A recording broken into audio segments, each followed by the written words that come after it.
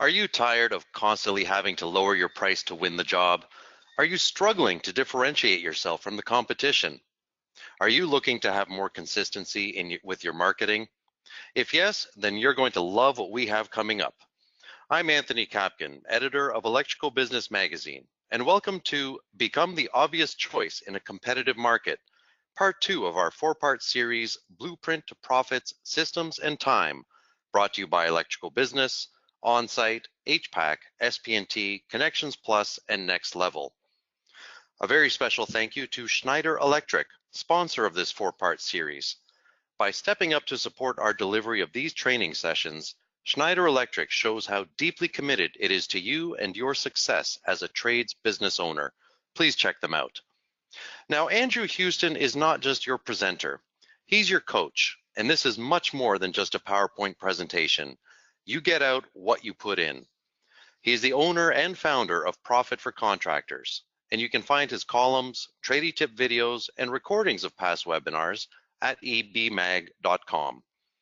Andrew will invite your feedback throughout the presentation, but feel free to send him a question via your control panel. Afterward, there may be time for Q&A before we wrap things up. And with that, I'll hand it over to Andrew Houston. Let's focus in on what we're going to be covering off today. How to become the obvious choice in a competitive market. I mean, here's the thing. If we don't focus in on how to become unique, if we don't determine how to differentiate ourselves, then basically what we end up with is, in most cases, just competing on price. So today we want to give you guys insights on how you can move beyond that. Again, how can you set yourself apart from the competition is truly what we're going to be going deep into. You're probably curious as to why or how your competition wins sometimes so many jobs. Sometimes it is price, but we want to see what we can do, and we want to make sure that we put things in place so that we are moving ourselves beyond just that area of constantly having to lower our prices to get these jobs. So if you're competing solely on price, I got to tell you right now, it's never going to lead to anywhere that's good. Winning business is one thing. Winning business in an unprofitable way, or winning business because it's always based upon price and you're not maximizing your profits, is eventually going to erode away your profits, and it can cause a lot of issues. It can cause you to have cash flow issues. It can cause you to just be in this constant cycle of working so hard for so little. So we want to do whatever we can today to move beyond that. So here's some of the fears and frustrations that we hear all the time. I mean, we help hundreds and hundreds of contractors. That's all that we specialize in. I'm a fellow tradie, by the way, own my own automation company, sold it successfully. But with all the people that we work with, competing just on price is always a major problem. But here are some of the fears and frustrations just outside of that. That getting a job, lowering your price can eventually get to the point where you're actually getting jobs that are completely unprofitable. People, if you don't get this right, don't really understand your true value. They do not have the expertise that you have. They do not understand what's at risk like you do. Okay? They do not have the years and years and years of experience that you do to know what disasters can happen if they choose the wrong contractor, but you do. So your job is to make sure that you translate to them what that true value is. We're going to be getting into that a little bit later on today. One of the other frustrations is maybe your marketing isn't working, right? And you don't even know where to start. Your marketing is an expense. It's not an investment. And at the net is really that you're working too hard for too little, all right? And we want to move beyond that. So I'm going to go through a little model for you guys at a pretty good pace, just because we're only going to be focusing on one of these areas, but I think it's important for you to understand, what are some of the other aspects just even outside of this topic today that you need to consider in the business that you're in. So let's take a look at that. At the end of the day, okay, when we're looking at a business, one of the key things that we want to look at is the ability, I'm putting an S in here. You guys want to maybe take some notes on this, is the ability to scale, okay? The biggest thing that we want when we're working with clients is the ability to scale. What is the ability to scale?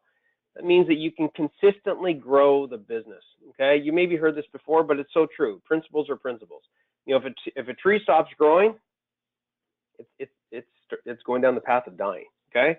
So just with the economy, just with expenses, just that by itself, you know, some of the things that the government's putting in place right now, you know, I'm shaking my head at, you know, the cost of living goes up. We've got to constantly be growing our business, okay, or the business we're in. So one of the biggest things that I see as far as issues with contracting companies is their inability to scale, okay? It's like a roller coaster ride, right?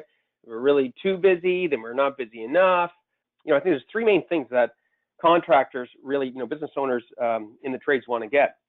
They want to get more money, right? They want to get control. And really what they also want is freedom. More money to do things the way that they want to do things.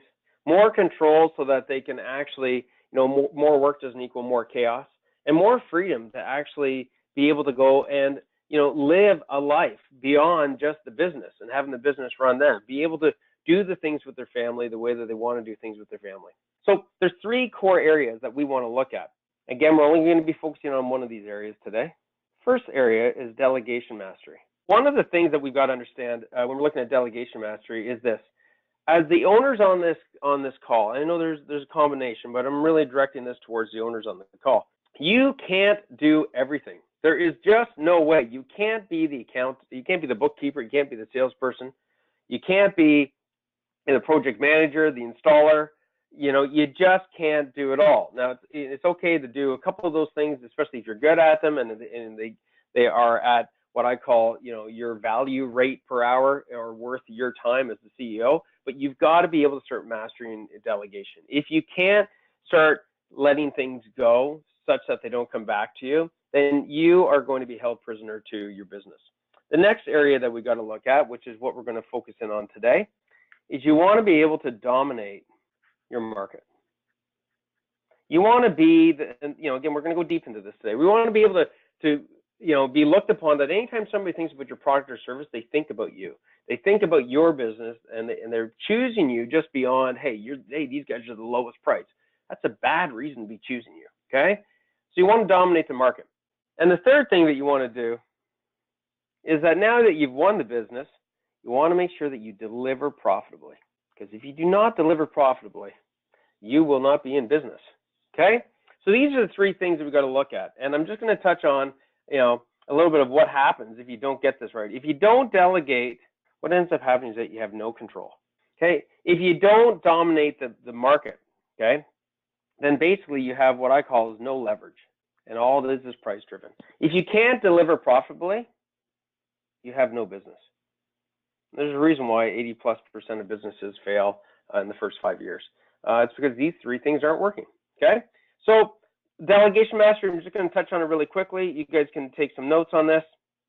Delegation mastery, in order to be able to delegate, you have to be able to have a vision.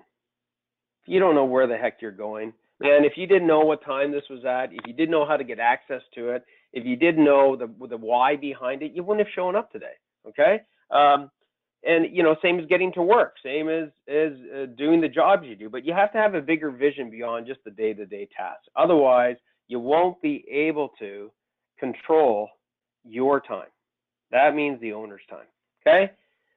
So if we don't know where the heck we're going, then how do we know what we got to put in our weekly calendars? How do we know what's important and what's not? And trust me, if you're on the tools right now, I'm not saying that that's not necessary for where you're at right now, but if you do not put a plan in place to move beyond the tools, then you're only worth the value of what that is per hour being on the tools. And no offense, you might as well go get a job, okay?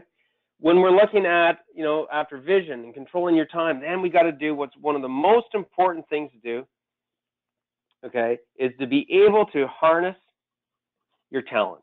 Now, when I say harness talent, that also includes finding the talent. That also means taking the people that we got and making sure that they have absolute clarity of what they're supposed to be doing in the week that is the highest value task, and not the tasks that are just a complete waste of time. So dominating the market is really, we need to make sure that we are unique. How many people here, just type in the yes or no, I don't care what position you're in, the company that you're working for or company that you own, do you provide a good product and service to your clients? Just type in a yes or a no. Isn't this interesting? Okay, everybody on the call, of course, is saying yes. If that is all that we have, then guess what? We are the same as everybody else. So in today's call, we want to make sure that we're able to articulate, prove what that is, that we actually are the best in providing the quality and the service, okay? And we want to make sure that we can prove it to these people beyond just saying it, because isn't it funny, if I was to call up your competition today and say, do you offer the best quality and best service, or even good quality, good service? Of course they're going to say yes, okay? So that's not good enough. So we need to make sure that we're unique, okay? We need to make sure that we have the ability to get consistent leads and consistent work so we can fill what I call our funnel. And once we get the opportunity, you know, whereby we're filling the funnel, we're filtering fast, making sure we get the right clients, not letting in the thieves, the tire kickers, the people that aren't going to pay us. Once we know that we're dealing with the right people, then we want to make damn sure that we quote profitably. If you're not able to make sure that you're doing that in dominating the market, then you're going to quote more than likely unprofitably. And no matter how good your guys are, you're already set up to lose the game before you even start. And you guys can maybe see that there's a flow to this. So let's just draw out a little bit of the flow. We're flowing through each one of these. You need to, just like you drove to work today, you need to be able to predict, not hope, for profits and predict cash, okay? You need to know it's coming, okay? And you need to be able to, in turn, forecast growth. Let's focus in on this, all right? But you'll see, you know, you want to make sure that you get these checked off in order. Otherwise, disaster feeds disaster. Control feeds control, all right? So this is, when we come back to this whole purpose of scaling, it's about, you know, not having to work so hard for so little. It's about how can we, you know, leverage our time, our team's time, so that we can actually do less and get more. So here's the alternative if we get this right. You know, customers are willing to pay for our value. You know, we're able to target the market, you know, and be able to define that we are better at it, you know, in servicing that market. And our marketing becomes an investment, not an expense, okay? And by the way, you want to be able to dominate your market so that you can scale the business. If you're constantly just dealing with the public to determine whether or not it's a busy season for you or not, and that's all that you're putting your weight on, well then guess what? The world's going to give you whatever it gives you. We want to maximize the control in dominating our market so that we can get the freedom we want and so that we can make the profits that, you know, that we deserve. And I know from working with my clients, and you'll see some examples, that there's unlimited potential out there, okay? So we definitely want to be in control. So let me ask you this. Now we're going to be getting focused in on dominating your market. What is one client worth to you? You could type that into the chat box. Now, that's an open question, isn't it? That's a big question. So in order for you guys to answer that, you need to pick a type of work that you do, so that you can, you know, you can identify what is one client worth in that type of work that you do. So if you could just type that into the chat box. Next question that we've got is, what is the sales gap? Well, I got a little gremlin kicking it, the presentation ahead. That's okay. That's our mission today, is to give you guys some strategies and insights to get you started in closing that gap, okay? And by the way, there's no magic wand, okay? There's no quick, you know, hey, tomorrow we're going to be able to address that. Anybody that tells you that, it's a load of baloney, okay, as my father would say. So there's three key principles. You want to take notes on this. There's three key principles that you guys want to make sure you nail down. You need to, first of all, identify why you need a unique selling proposition and guarantee. Okay, if you don't clearly understand the why behind this, then it's not going to stick and you're not going to do anything with it. And everything that you get out of today is just going to sit on the shelf and collect dust. Okay, so I don't want that to happen. I'm sure you don't want that to happen. Okay, so here's the thing, right? I see too many contractors, when I'm looking at their marketing, their ads, their websites, their decals, and we just proved this out today where they say, they're the best service in town, they're the fastest service. We know that this is not good enough. Okay, we know that if everybody else has the same bloody logo or the same statement that we provide the best service, there people are not going to look at you and the competition any differently. Okay, so we need to make sure that we create a unique selling proposition that catches their eye, that addresses their challenges, and again, we'll get into some of these areas shortly. So really, when we're looking at this, we've got to truly understand our prospects, okay? Because what we want to get, once you get your USP and you structure, and one of the USPs is actually providing a guarantee, okay? It's actually a strategy, a guarantee around it. You're going to be able to gain more grade 8 clients. You're going to be able to win more jobs. You're going to be able to beat the competition. Not all the time, okay? Let's face some reality. You got somebody that's willing to lowball so low that they're not profitable, that puts them at risk of going out of the business, and you got a prospect that's going to go down that path, then you know what, in my personal opinion, they're not the right type of client for you, okay? So, if you get this right, you're able to improve your marketing efforts. You're able to get an ROI, make your marketing an investment on expense, and you're able to really keep your crews busy and be able to retain the top talent and attract the top talent. So you might be asking yourself, what the hell does this have to do with that? It has everything to do with that. If the market out in your area, in your region, sees you as the leader, people that are other leaders, as far as skilled tradespeople, as far as people that you might be looking for in the office, are going to be searching you, are going to be looking you up. People want to work for good businesses, and they want to work for businesses that are solid. And that brings us back to that model when I talked about harnessing talent, right? It gives you the ability to, have that whole cycle from delegation mastery to dominating your market to delivering profitably, to constantly create, like a flywheel effect of momentum and leverage. Okay. So here's what happens if you get this right.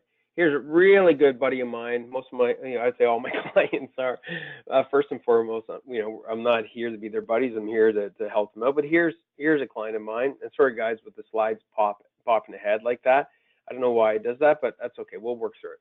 So, here's Aaron Han Builders. Again, great guy. Where he's now landed his dream job. He's on another dream job, one of a kind. And he's able to separate himself from the competition. And now he has architects going after him.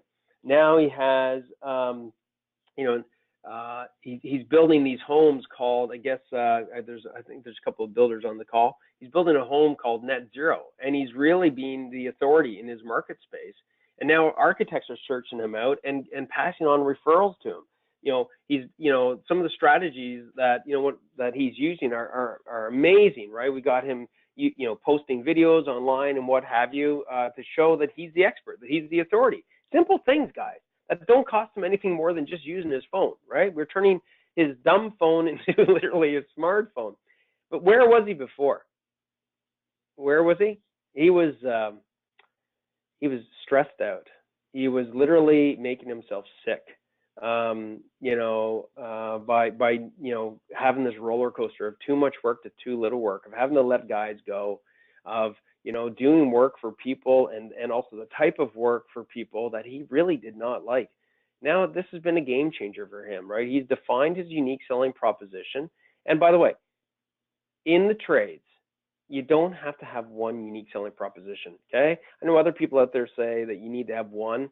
I think that's a little blarney. As many unique selling propositions as you can have as possible, the better, okay? So Philip says, with my work, we tender all jobs and low price always gets the job. I know that, Philip, that is terrible, okay? I don't believe that marketing necessarily will help me. What do you think? Well, I think, Philip, that it can help you. It's just that we have to get super, super clear on your target audience, and we have to get super, super clear on what their fears, frustrations, wants, and aspirations are. And hopefully this tool that we're going to be touching on in a second is going to help you do that. Okay, so great question, Philip, and thanks for asking, man. So that's principle number one. Principle number two is you need to know your market to dominate it, okay? And it doesn't have to be complicated. I'm going to use Coors Light just as a quick example. Coors Light, I'm sure everybody can relate to this, whether you drink beer or not. They talk about cold filtered, right? That their beer is cold filtered. Well, when you get the can of Coors Light, they have the mountains on it, and when the can is cold, it turns blue. Here's the funny thing: 80 to 90% of beer manufactured in the world is actually cold filtered. The Coors Light is just the only one to actually highlight that and use it as a unique selling proposition. If Miller was to come out with cold filtered, everybody would go, hey man, they're trying to be like Coors Light. So don't overcomplicate it, okay? USBs can be quite easy, but they can also be a little bit of a challenge as well to put together. Principle number two, you need to know your market to dominate it. I'll say that again. You need to know your market to dominate it. Okay. So let's continue based upon principle number one and leverage that into principle number two, right? So we can sit down and start looking into these more specifically, the USP and guarantee. So the first thing that you want to do, okay, when it comes to this, so step one of this process of principle number two, you need to define your target audience. Okay. If you guys have probably multiple target audience that you service. So if we go, and this is one of the things that gets in our way, we try to be generalists. We try to create unique selling propositions or try to differentiate ourselves across all the different services that we offer. And it's near to impossible, okay? So, we need to pick what is the product and service that we're going to focus in on. So say you've got 4 different products and services that you do, okay?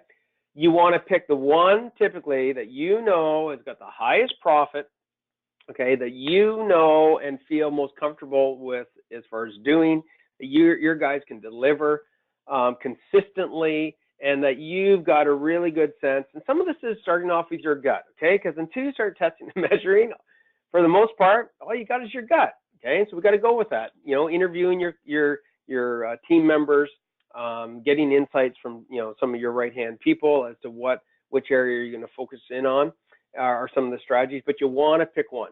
You want to pick one. You want to nail your unique selling proposition and try to do whatever you can to back it by a guarantee. And then we can focus in on testing that. Then we can focus on the low-hanging fruit, and then we can move forward faster. Because this is one of the other things. When you're able to scale your business, scaling your business is basically the sort of the net, one of the net outcomes of being able to scale your business is speed. Okay, speed to dominate the market, right? If you're moving so slow in your market space, in trying to get everybody to understand what your unique selling proposition is, your competition, if they're even going one step ahead a day, ahead of you, they're going to be always ahead of you, right? And then you're never going to be able to dominate your market. So you want to make sure you pick one target, and we get super clear on it. What's their age? What's their gender? Their location? Their income? Their interests? Their concerns? Their fears, frustrations, wants, and aspirations. Okay. So if you had a piece of paper in front of you, that's one of the key things I would have you guys focus in on. Is if you're to draw, maybe I could draw this out for you. Okay. You want to understand your clients. So now we've picked a target that we're going to be going after. Okay, and as I'm chatting away here, I would like you guys to think about what target you're going to be going after, and then I want you to type it into the chat box. So we want to identify what are the frustrations, what are the fears, what are the wants, which is the opposite of this. It's just a flip, and what's their aspirations. So when I look at frustrations, whatever the builder quotes is never what I end up paying at the end. It's always more. The frustrations, it's never done on time. The frustrations, I didn't know these options, and now my house is done, and now I'm looking back going, man, I wish somebody had told me about these options, because I would have made different choices. And as an example of those fears or what creates fears is that they end up spending a lot of money on a house that isn't, especially if you're a custom home builder, that is not their dream. That turns out to be their nightmare, okay? In quality, in design, in timing, in budget, and on and on and on, right? So what are their true fears? And the simple way to figure out their wants and aspirations is just flip the frustrations, flip the fears, okay? And then that way we can start determining what are some of the things that we can do to counter these things and make sure that we check off those, okay? So you need to know your market.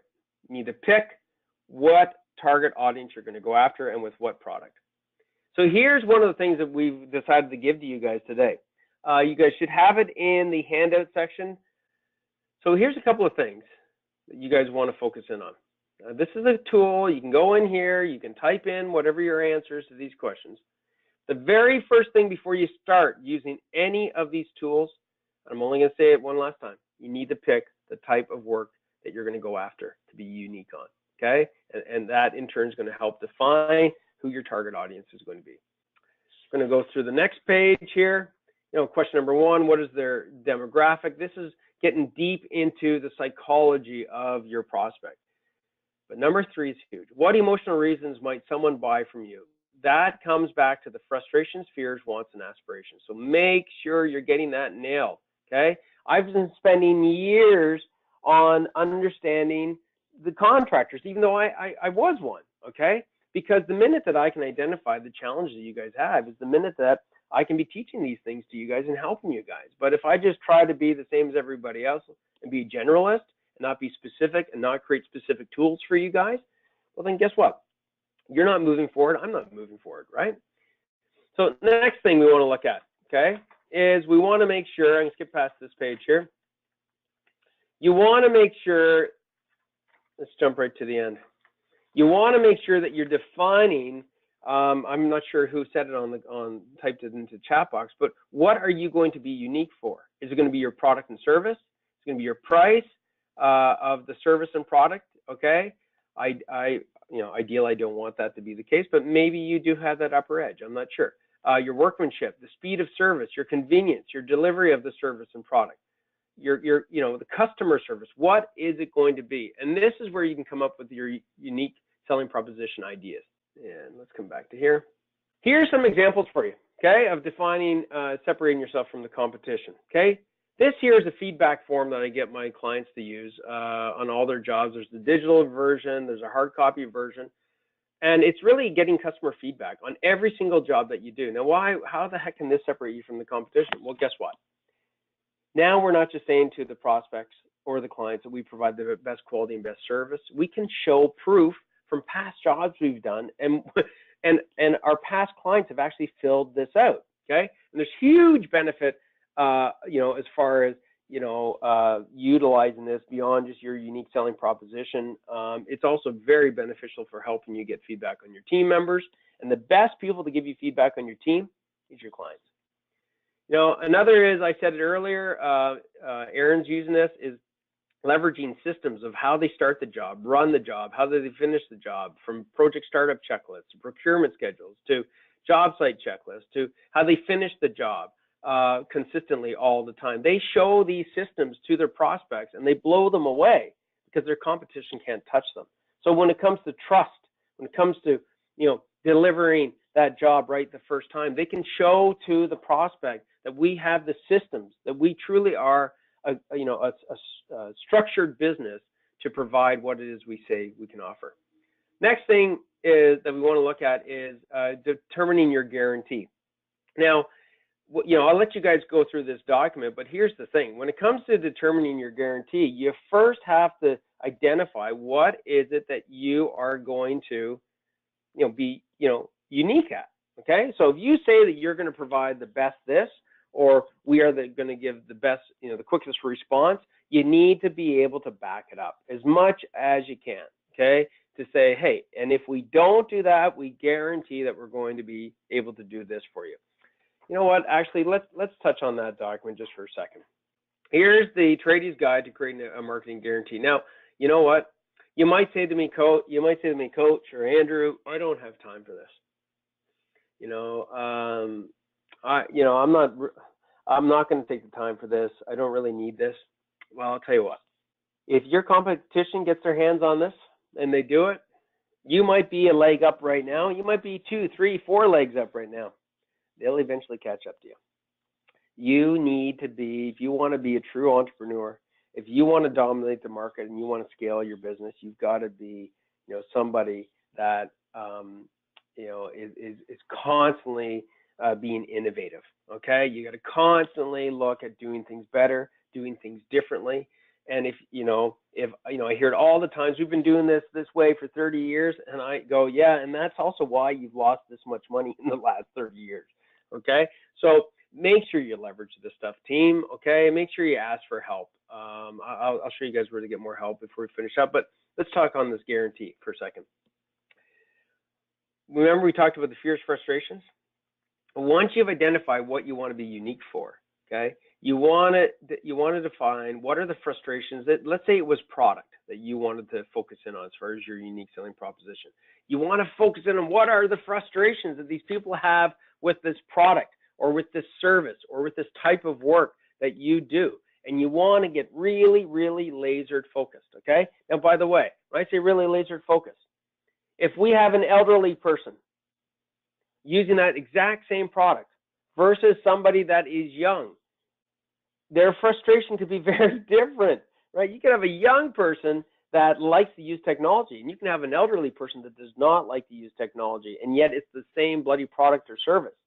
So you need to really make sure you separate those things, right? If we're sitting in front of somebody as a salesperson, and we understand the different psychology between an elderly person, a young person, a new family environment, we are going to be leaps and bounds ahead of the competition because we can highlight to say to them, here are the typical frustrations, challenges that people have in this space, and here's how we address it and guarantee it, okay? A couple of other areas, just quickly, I think I'll just go to what 5 things could you guarantee and deliver 100% of the time right now? Now, you know what? You might not have any. That's okay, but you want to make sure you identify some of those things, okay? Because otherwise, you're just the same as everyone else. So make sure you break this down. What are the 3 things that you cannot guarantee? You need to know this as well. Know what you can promise, know what you can't promise. One of the worst things salespeople do is they overpromise and underdeliver. We want to do the actual opposite of that, okay? Here's what happens when you get this. So, Gaetan Daze, this is just a year ago, by the way. Sales increased from 3.8 meg to 5. Well, it's jumping ahead on me. So when he's able to put a USP and guarantee and back it by a guarantee and identify his niche and what he was going after, they were able to increase their sales from 3.8 million to 5.2, and they doubled their profits. And you might say, how the hell did they double their profits? Well, first of all, that question of picking the niche that gives you the most amount of profit and becoming the dominant in your marketplace with that is exactly how we did it, okay? He was doing work for a whole bunch of tract home builders that he was losing money on. And when we started focusing in on the commercial space and, custom homeowner space who respect, value and quality and different features, the profits in that were more than double. And yet that at the time was only 10% of his revenue. Now it's 70% of his revenue, okay? So it helps to get this focus and back it by a unique selling proposition and back it by a guarantee. It's a complete game changer for them, okay? I mean, they've moved out of their home office. Now they got a professional office, branding their vehicles. It used to be called Gaetan Daze installation. Now it's called premium installation. I mean, guys, it's all key. It all feeds the same end result, which is being able to scale the business. Joe, in the other case, 37% increase in sales, while everybody else is laying people off, and increased 75% in his net. He was, barely breaking even at the time, and now he's very, very profitable because he's gotten very focused in on bringing in new products and new services, an alignment system that nobody else has in his region here in Ottawa, and it has had a dramatic impact on his bottom line, and really has allowed him to go and hire the people he needs, put a general manager in place, be able to go spend time with his family and his kids when he was working 6 days a week. Now he's down to like 4 days a week, and really being a true entrepreneur, right? Now he's expanding to other locations because he's able to scale the business.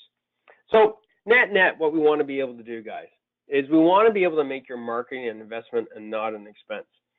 Okay, so principle number 3, making sure that your marketing is an investment versus an expense is huge. And really, guys, the Coles Notes version of this is you have to be testing and measuring. If you're not, again, focusing, if you're trying to test and measure everything, you're going to not get anywhere. Okay, so one of the tools that we use is called the money map. You might want to, I suggest that you consider doing this. You want to identify, like Plinko, what are the marketing strategies you're using, highlighting them with green for good, yellow for not so good, red, it's not working. And that way you can get an idea of what marketing and what pathway is working for you. So make sure that you test and measure, make sure that you map out your marketing to quickly understand what's working and what's not. This has helped dramatically. Dave King, increased his sales. He was doing a lot of marketing that wasn't working, and we were able to turn that around really quickly. Roberto from Roca Homes, his uniqueness, by the way, team, was leveraging the awards that he was getting, to be the dominant in the market space, and be able to brand himself as a high-end custom home builder. So let's reflect. So imagine we have principle 1 in place in your business, where we've defined what areas are going to make you unique beyond price. Your team knows it, you know it. Most importantly, your prospects and clients know it. We've got principle number 2 in your business, to get us to talk about to our prospects in a way that addresses their fears and frustrations, their wants and aspirations, and make us truly understand them and let them know through experience that we do understand them. And the third principle, allows us to create a marketing machine, okay, which is profitable, and it goes hand in hand with being able to scale your business. So look, there's the old way, right, where you win jobs based solely on price, prospects don't understand your true value, you're wasting money on marketing that doesn't work, and you work harder for less, or the new way, where we're landing customers who are willing to pay more, where we're able to target our audience that sees your true value. We're able to target an audience that sees why you're better than the competition, which is huge. And that all marketing is an investment, such that prospects start to chase you because you become the authority. We got to stop hoping for profits. We got to start planning for profits, and it starts with being able to dominate the market. Well, thanks again, everyone, for attending. Be sure to visit ebmag.com/webinars for all of our upcoming training sessions, as well as recordings of past sessions. And don't forget that in November, we have part 4 of 4 of Andrew's series. And so with that, again, thanks to Schneider Electric for helping deliver this to all of you, to Andrew, of course, and all of you for attending. Have a profitable day.